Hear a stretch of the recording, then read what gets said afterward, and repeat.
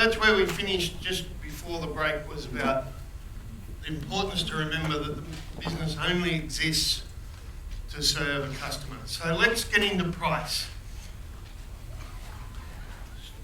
Best thing is switch this on. So, anybody want to give me a definition of price?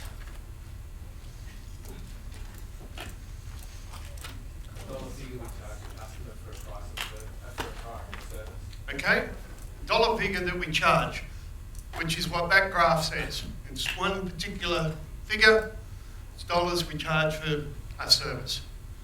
That's the most common definition given, but it doesn't really cover what price is all about. Because that is looking at price as an absolute number.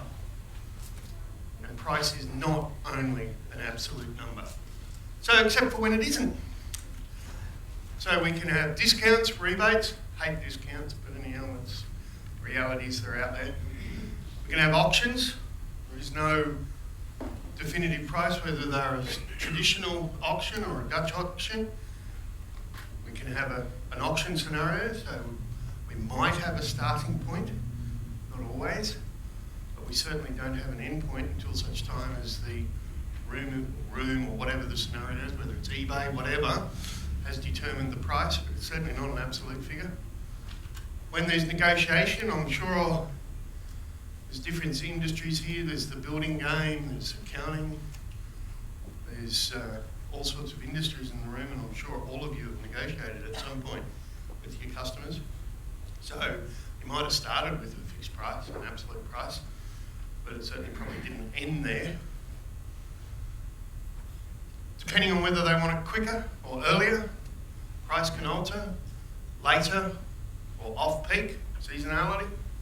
So suddenly the absolute price is starting to get a few different variations. When you pay for it may impact price. Don't always necessarily think of that having an impact on price. Payment terms is a huge impact. Or we can make it have a huge impact in our business. Prepaid, now, instalments, all different, there's many different ways there. There's bonuses, there's bundling and unbundling, or packaging and stripping the packages out. There's tiered pricing. So there's many different ways instead of just looking at an absolute number.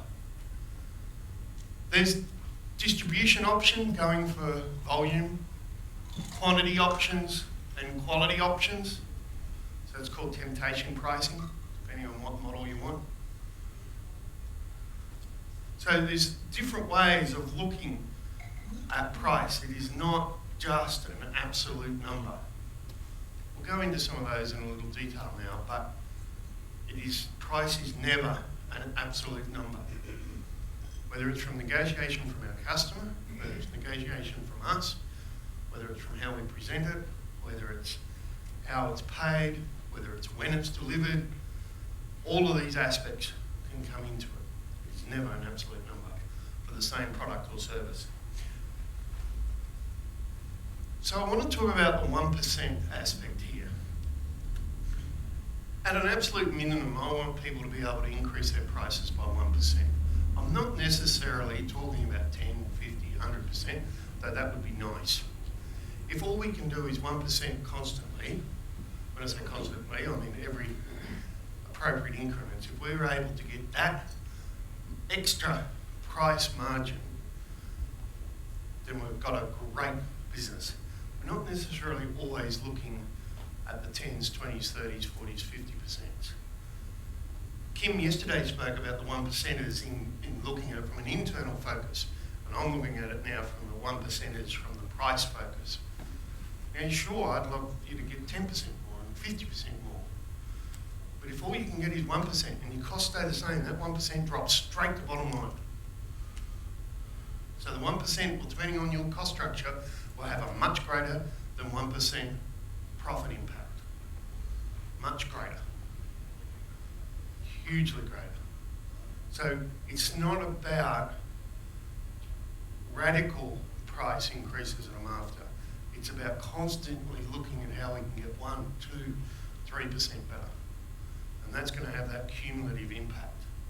It's like Kim talking about constantly looking at those 1%ers in your business and the cumulative impact. He talked about 2 years of building those systems, and now 4 years down the track, but he talked about the first 2 years of putting those 1%ers in place from a systems internal point of view.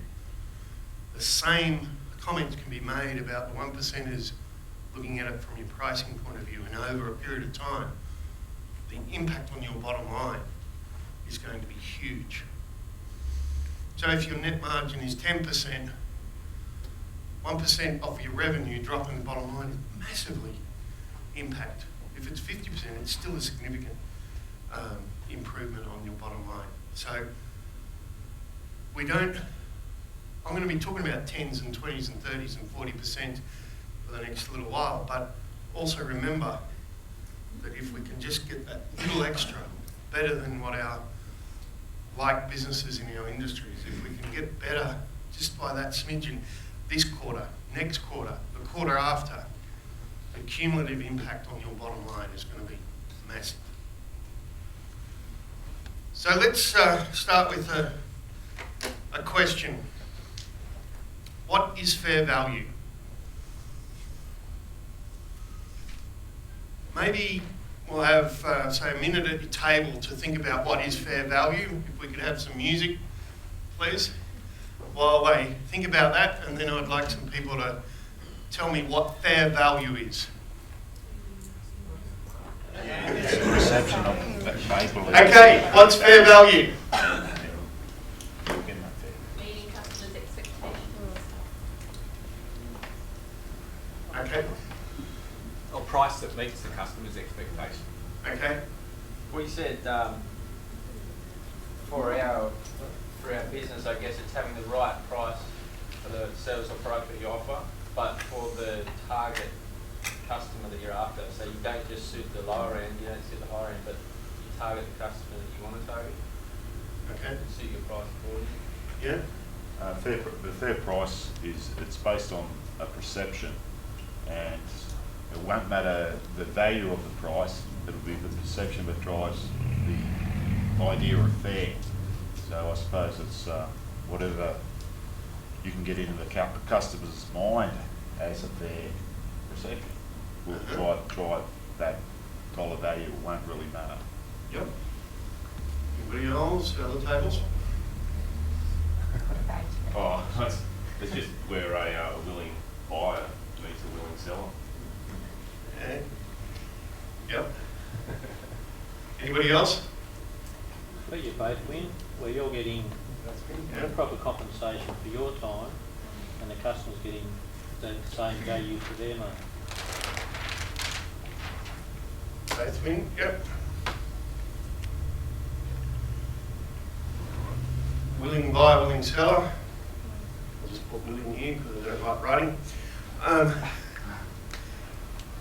Okay, all of you answered as a business owner. I want you to now think about it when you're buying stuff, whether it is at the supermarket, whether it's cars, or whether it's something in your business. Flip it now just for a second, and you're a customer of whatever business. Does that change your perception of what is a fair value of this question? So how?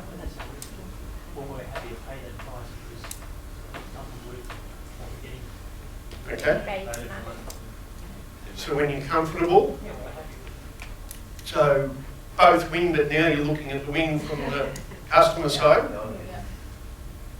I'll put comfortable for a reason.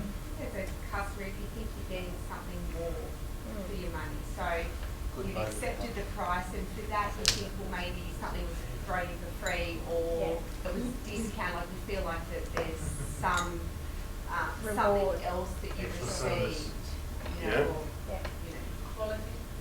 Quality. Anybody else from now trying to really put yourself in the shoes as when you're buying something? Whether it's personal business. What's in it for me? What's in it for me? How Yeah. bad do you want it?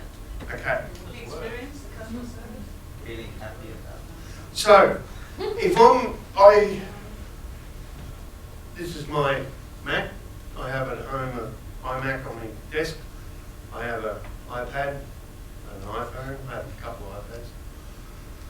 Got a couple of iPods, probably in the house is, I don't know how many iPods. So yes, I spend a bit at Apple.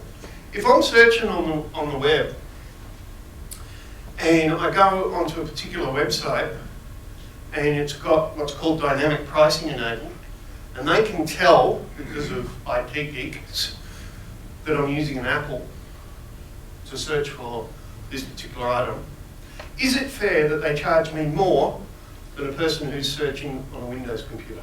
Is that fair? Yes, because I've got a Windows computer.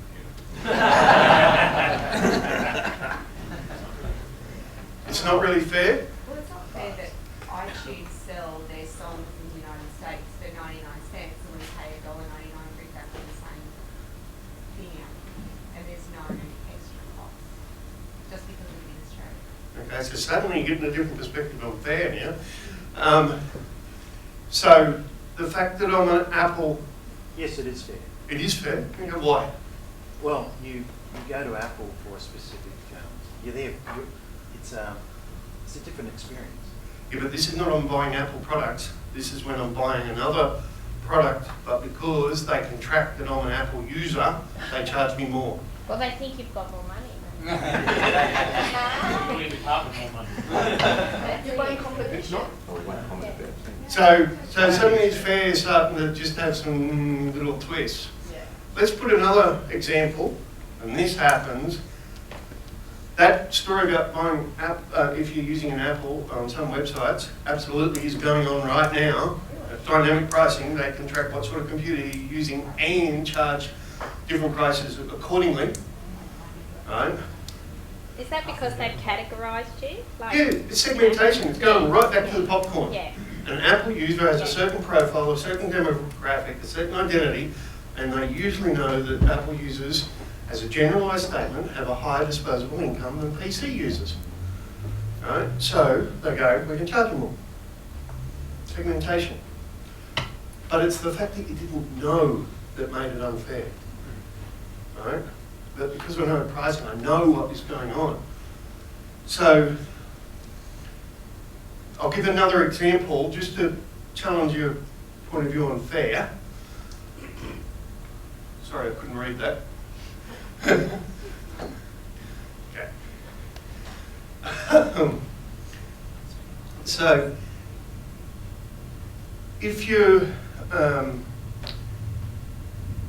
Bunnings, Masters, and suddenly there's likelihood of huge storms to hit Brisbane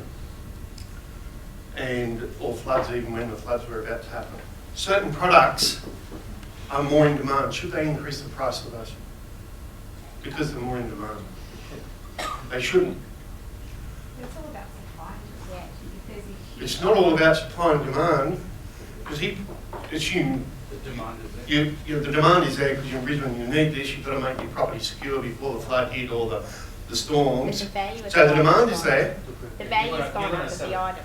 You're going to sell more than usual, isn't it? It's a sort of willing buyer, sort of, got to have it. They're leveraging on So- misfortune. So suddenly fair has a different angle. No, you really need it, no, you really need it. It's illegal, isn't it? Really. It's not illegal, no way, it's happening every day in Bunnings. Let me tell you, prices change in Bunnings based on weather. They've got the software happening now. Weather changes prices. They've got dynamic pricing happening in Bunnings now. Right? My stock sale that's going to be coming up to Christmas, January months, you know? Right? This will be happening for the first time in Maya in Australia, what I'm about to talk about, and I'll ask about whether it's fair. It's been happening in the United States for a couple of years, and it's coming to Australia. So, if you get in there, whatever time they open, it's a crazy time they open, do it a bit different in New South to Queensland, but the times they open on Boxing Day, for the Boxing Day sale, sorry I meant. But if you get in there, first half hour, the prices will be a certain price, the next half hour they'll be dearer, the next half hour they'll be dearer, the next half hour they'll be dearer. Is that fair? So they're creating a frenzy. They're creating. Yeah. So So suddenly fair value had all these other connotations when I started to talk about dynamic pricing, right?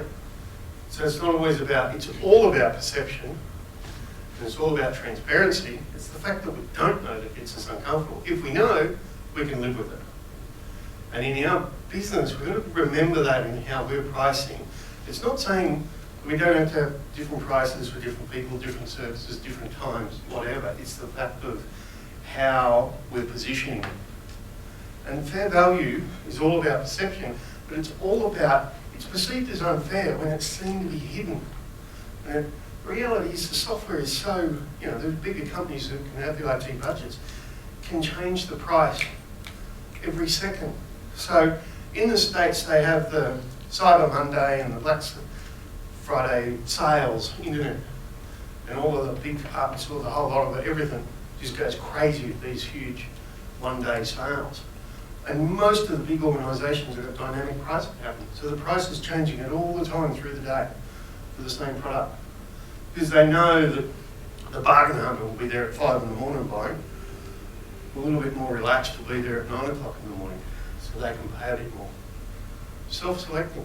So fair value, just be really careful of it. Because when we think of it from a business side, you gave different answers to when I then put you in the customer's shoes.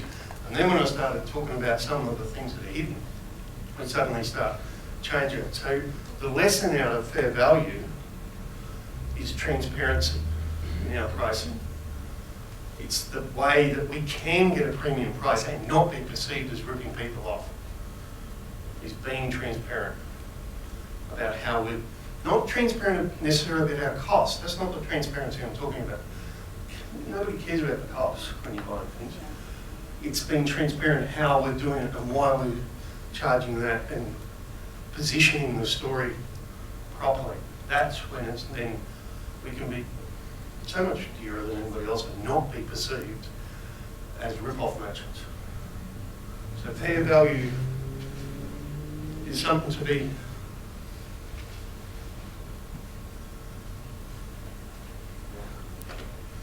you are what you charge. You are what you charge. So I've got Apple up there, and there's a reason why I put Apple up there. It's an incredible story.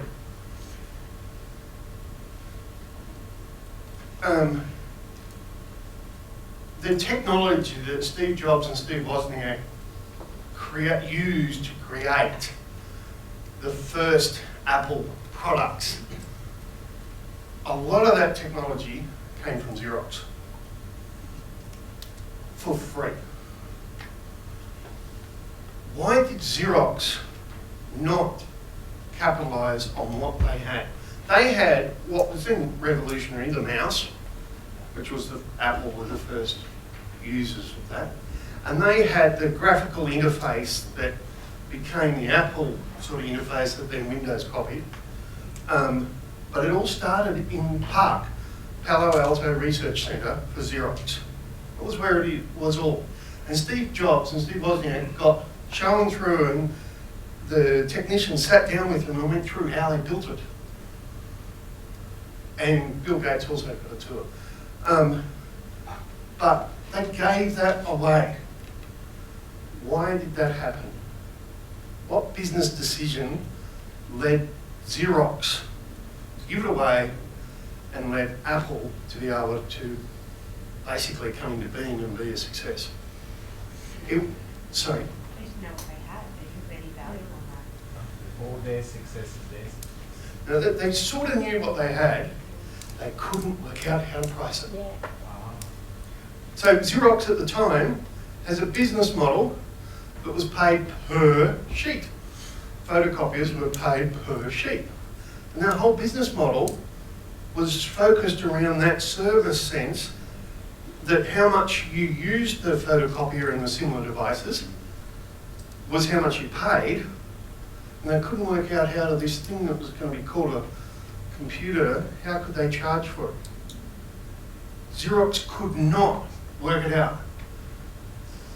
And as crazy as that sounds, in hindsight, the head in New York City of Xerox, they sat in a board meeting The minutes are all out in public domain. You can just search for them now. It's just crazy to think of this. And they could not work out how to price it. And as a result, said, oh, it's worthless. Because their business model was around per sheet. So, in essence, they were selling sheets. Photocopy did it, but they were selling sheets. Right? And as a result, they couldn't work out a different business model for this thing that had a mouse and a graphical interface. Couldn't work out how to price it. As crazy as that sounds now. But it's happening in businesses all over the place. Even to this day. You are what you charge. How you charge, the way you charge, what you charge is so impacted on the whole business. And you've got to be careful that you don't lock yourself in as a result as well. But it has such a massive impact. How you charge, the money you charge, your positioning, you are what you charge in so many ways, shapes and forms. Xerox left the computer industry. Apple and then Microsoft picked up purely because one could work out a different pricing model than the other. And that was it. Nothing else. If we could get this sheet handed out, Sally, now. So there's a little sheet, a little exercise. So the sheet that's coming around, I'm picking on Apple again. But I want you to, when you get it all, it's the third quarter of 2013 financial figures for Apple and the previous 2 quarters. So it's the revenue and the units sold. And we're just going to do a little exercise on it when everybody's got the sheet. To just have a look at what price is telling you about Apple. You know, I know not everybody probably came with a calculator, but if you've got your phones, you can work it out. Does anybody else need a sheet? Okay. So what we've got here is the last 3 financial years, third quarters, sorry, and the units. Now, just for everybody in here, the revenue is in millions. The units are in absolute numbers. So what I would like you to do is, as an exercise, is we're going to work out what the average sale price is happening for these products, and then we're going to just drill into what might be going on inside Apple, just to, because I want to talk about average sale price. So, so just remembering the revenue is in millions, and the units are in absolute numbers. So it's 18,154,000 the iPhone in quarter 3, 2013, and 31,241 units.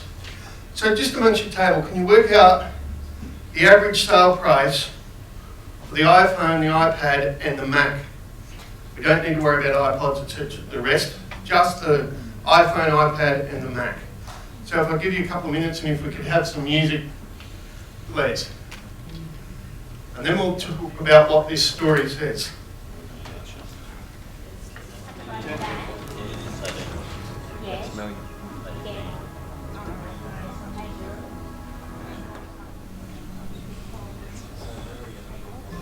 That's the average sale price. We're trying to work out for over these last 3 quarters. So there's 9 numbers for each of these product lines. So the iPhone, the first, I probably made it a little bit harder. These boxes go from 12 to 13, whereas the figures here go the other way around. So just be careful of that, sorry, but sorry about that.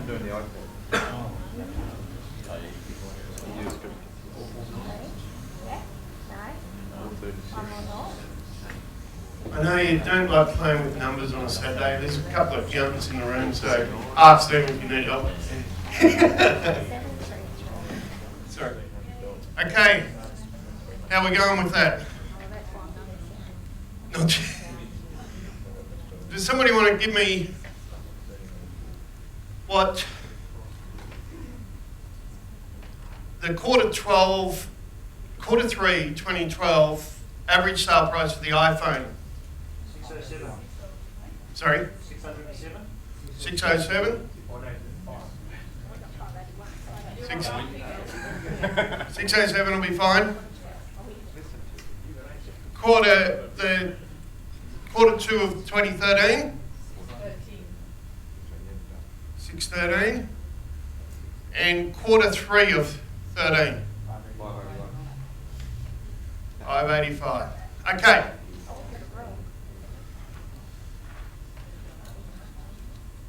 So what's that telling you? The iPhone average sale price for that quarter. I have no inside knowledge other than what I can get publicly in Apple. But so everything I'm going to be talking about is just drawn from the financial statements, etc., that they publicly release. I don't have any insider knowledge. But what's the story that average sale price is showing us here? Or might be showing us here? People pay more at the beginning of the year. Beg your pardon? People pay more at the beginning of the year. Maybe. Well, But more as soon as they come up. What was it? When Which? you release, normally the price is quite high. Yeah. And then as soon as they have more demand, the price drops. Okay. So when it's at release versus later in the life cycle. Okay. What else might this be saying? They've put it up at Christmas. Put it up at Christmas, it might be saying. So I'll put here that maybe seasonality. It's a higher price when there's high demand. Higher price when there's higher demand. Sold. Mm-hmm. Okay, so next model being an issue. Supply. Supply could be an issue. Competition, somebody mentioned.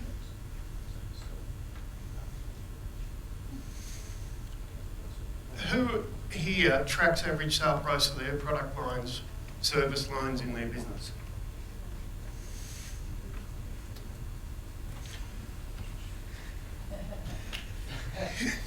Now, Apple's pretty easy because they've got a product called iPhone that's such an easy one to segment. Some of your businesses mightn't be as easy to segment.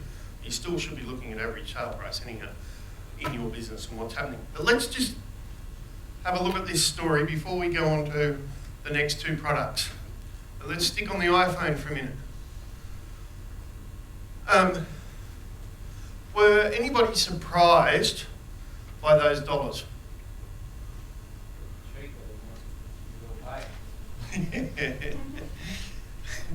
So you were expecting it to be $1,000 or $800 or something like that instead of the 600s and high fives? Yeah, okay. What else? We've talked about release, we've talked about next model, supply, competition. We've talked about potentially a seasonality impact. Anything else could be in this story?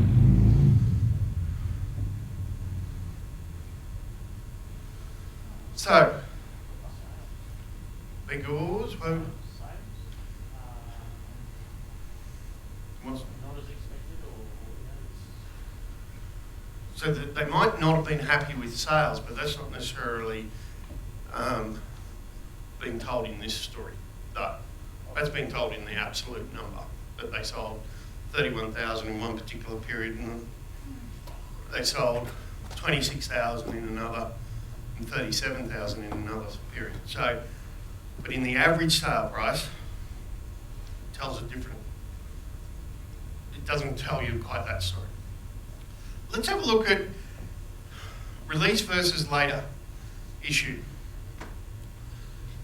and the pricing that goes along with that. Do you think Apple reduced their price at all? No. So, beg your pardon? Very little change. Well, it's actually quite a huge change, really. But anyhow, when we talk about 1%ers, it's moved more than 1%. You know, it's quite a few million bucks that's changed. Q3 13, we're waiting for the new iPhone 5. Right? So Apple's problem with the iPhone, lesser degree with the iPad, we'll come to that, is the expectation of a new model, roughly September, October of every year. The impact on their sales for the quarter prior as people are waiting and hanging off for the new model. Right? So different buyers are happening. So average sale price in here, I mean, this is just a really simple number, and I know that inside Apple they have quite detailed analytics that drill down further about what's going on, but even this simple number in your business should be looking at what is actually happening, because you could, depending on the industries, I know they're diverse from accounting to building to lingerie to sports, etc. There's diverse industries here, but average sale price is something we should be really looking at and how it's moving. Now, some of your businesses will have a seasonality aspect. Let me tell you, seasonality hardly impacts Apple. It's such a minor impact into their issue. But this next model, the release aspect, is very much what is going on in that average sale price. And it has a huge impact. Like, it is only 3 or 4%, but that's actually millions in a bottom line impact that's going on, because in the US in particular, most of their sales are to carriers, and the new model coming out means to get enough units through, they do have to drop it a little bit in that wholesale market space. And that's what that is telling you. But it's also telling you about product life cycle, about the fact of release. Different buyers are going to buy the new iPhone when it comes out in September, October, or whatever month it is, no matter what. The locked on, rusted on Apple devotees that have got to have the new model when it comes out, no matter what. And then there's others who can wait 6 and 12 months and buy the iPhone 4S now when it's been superseded by the 5C or the 5S, that are happy enough. They're different customers at different price points. So which customers do you want to do and what price point and how that is impacting? So the next, somebody... Yeah. Can I just ask, so does that mean that when they're going to bring out the latest model, that they'll look at the pricing of that quarter of when the price was down to create the new price to cover the other price? Do you know what I mean? So, like, because they could charge, because people are waiting for it, you are what you charge, they could actually set the price for the new one higher. So to pick on that point in a positive sense, not negative, I'm picking on, you may recall the discussion that was going on with the Apple 5 before they released it. Not the 5, which quickly disappeared, but they were talking about a cheap phone. And there was all this discussion going on about a cheap phone. That they were going to have this lower priced phone on the marketplace because they were under pressure from Samsung and all the others. You know, this discussion was going on in the marketplace. Is the 5C a cheap phone? No. It's exactly the same. So, but people accepted it as a cheap phone, right? And it's exactly the same price. The 5S is dearer, right? But the 5C, the cheap phone, really colourful, but anyway, is exactly the same price. It's a premium product. And they have been able to successfully position that as a cheap phone. So I just think it's brilliant storytelling. Yeah, there's a bit of a buzz going on. So they do look at the average selling price very intensively and make certain that it's heading in the right direction. So quickly, the iPad and the Mac. Can somebody tell me the stories for the iPad? 575, Yep, 449, yep, 436, okay. And the Mac, 1227, 1378, 1303. okay, what's going on with the iPad? Yeah, but what? What's that telling you? What's happened? People are waiting for a new one? There is one other huge impact on the iPad. The Mini. Huge pressure on The iPad Mini has had an impact of dropping that massively. So yes, there is a delay issue, not as big on the iPhone, the new model thing, but the biggest one is the iPad Mini. Okay, so the innovation aspect, they've created this cycle in the iPhone that they have to be coming out with a new model because otherwise their price would keep going that way. So they've created a market expectation now of a new model every 12 months. Before the life of the product expires. Beg your pardon? If the life of the product is gone. Yeah. Right? So that is a good thing. It's keep driving the company, but it's also potentially their Achilles heel as well, is that there comes a point that the innovation is just not quite as innovative and we sort of get blasé about it and the price starts coming down and they become more of a commodity. Can't see that happening for a number of years, but there's no doubt that that has a potential. And in the iPad Mini, I'm not 100% convinced it's a great business idea. You know, I could be proved totally wrong because there's a segment of the market that it might be totally appropriate to, but it's certainly knocked around the iPad sales big time. You know, in the long term, that might have some other benefits too, that they're just selling so many iPad Minis that the market wants it just a little bit smaller, etc. So you can't ignore your market, no matter what business we're in. So that could be innovation, may or may not. But average sale price. So the Mac, just really quickly, such a small part of the Apple business now. iPhones are really where it makes its money. But the Mac, new model, situations happening there because the new model got released after. So it was definitely interesting. But this was the big one that happened in the Mac, is that they had been able to, without a new model, get an increased average sale in the Mac. Even though it's such a small segment of their business now, that was actually a huge achievement. And it'll be intriguing to see what the next quarter figures show on the Mac with the new model out there. Quite a profitable, it's their most profitable on a per unit basis. Division is the Mac. But average sale price, you are what you charge. It's interesting to drill into it. So, talking about value, you are what you charge, all of that aspect, and I know that there's a commercial cleaning business in the room, and I have had a strong family involvement in commercial cleaning. And I just wanted to give a little story of a commercial cleaning business that is being able to connect the value in a way that most cleaning companies are not doing. And as a result, get a premium price, but as a result, their average sale price has been able to increase in the last 6 years.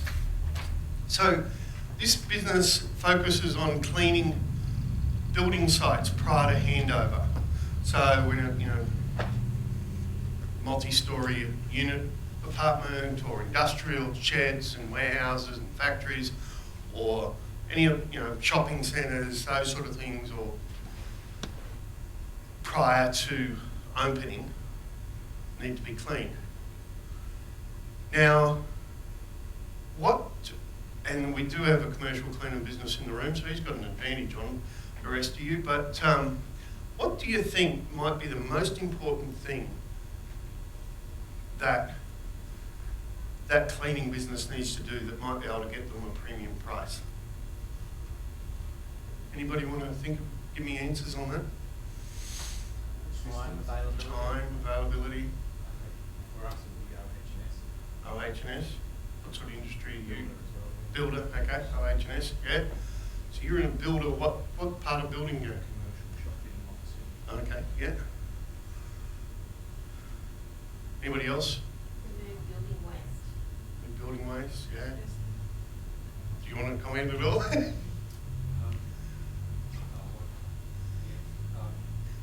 What? Quickly on time.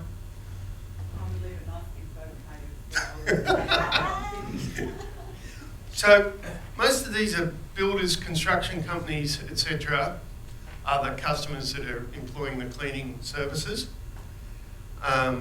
So obviously on time and quickly, efficiently, a decent job. But aren't they all what every cleaning company's going to say and do? 9 out of 10 are going to be able to do and say. So that's not the source of premium profit, premium pricing. It's what gets you to the starting gate, right? So this company in Queensland has been doing it for a number of years. I've been waiting for it to be copied, and it hasn't yet, which has surprised me. And I've told this story in so many speeches, I'm also waiting for somebody to pick up on it as well, but anyhow, they don't. So, remembering we're talking of the bigger companies, the Watpacks of the world, the Abbey Groups, the Grinley Construction, those sort of fairly substantial builders, even some of the smaller commercial builders, but still that's what ilk is doing. So, the source of premium profit, so this is where getting as to what's really going into your customer's mind is the point of what I'll talk about, and then you can get value, then you can premium price. So in a building contract, when the builder is doing that construction on behalf of whomever, their principal contract with the owner, shall we say, as it is for those of you who have built or in the building game building domestic residence, there's progress stages, there's progress claims that are put in at particular stages of that project. And one of those stages is called practical completion, right? So it's PC in the industry. So practical completion in a lot of these bigger contracts is around when it's cleaned. Because if it's clean, and yes, obviously it's got to have all the other stuff, but it's got to be cleaned. It mightn't be the final white glove clean, but it's got to be the first round of cleaning is done before practical completion can be sought. Right? So practical completion for a builder, they want it as soon as possible because that impacts their cash flow. So if a cleaning company could say to a builder, we'll get a team in here and get it done so that you can get PC, and then when you've got PC, we'll have a bigger team that come in and actually finish the job. And you get PC a week earlier than you might have otherwise got it, even if it's only 2 days earlier. Is that going to matter to the builder? Absolutely. We're changing their cash flow through cleaning. And as a result, that cleaning company is around about 20 to 30% dearer than any other cleaning company just through understanding that. Nothing else. The job's the same. It's understanding what's value to the client and drilling into where does cleaning fit. So I use cleaning as an example, but it's, in whatever business game it is, it's really drilling into the value. It's not necessarily the core service that you do, and often it's nothing to do with the core service. It's not got anything to do with the cleaning standard that's done. So depending upon the job site, there might only be 5 or 6 people that are in there, but then 20 are thrown in after PC's done. But they got PC, got that claim in, we're on the way, they're happy, and we're happy because we're getting an increased margin because we understand the value. We're connecting it with what's important to them. So in whatever business we are, we need to be connecting it to the value. We need to drill into that in some detailed manner to get to a premium price. So any questions, comments, observations on pricing that we've talked so far? Any? Steve, do you? So, I got one. yes. Apple. Why do we, I'm an Apple fanatic. I just want to know why I spend more money on it than I would necessarily. And that's I'm not, me personally, but a lot of us do. Yeah, can I just, I'm going to answer this question, but just bear with me as I come up this part of the world.